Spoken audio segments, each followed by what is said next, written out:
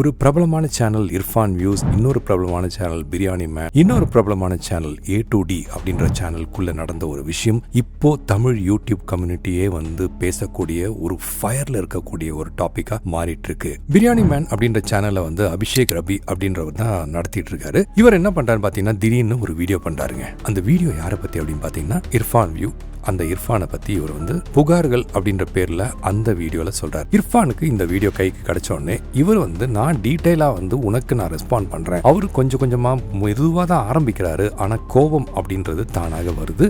திடீர்னு இன்னொரு பிரபலமான ஒரு சேனல் A2D, இந்த A2D கொடுக்குற வீடியோ பார்த்தோன்னே இவருக்கு, அதாவது பிரியாணி மேனுக்கு என்ன பண்றதுன்னே தெரியல. சும்மா இருந்த இர்ஃபானை இவரே போய் சீண்ட, திருப்பியும் இர்ஃபான் அதுக்கு ஒரு வீடியோ போட, திருப்பியும் ஸ்ட்ரெஸ்ஸா இவரு ஒரு வீடியோ போட, ஃபைனலா A2D ஒரு காமனான ஒரு வீடியோ அவரை பத்தி வேற டாபிக்ல போட, இது எல்லாமே சேர்ந்து it has created a negative bias for this person.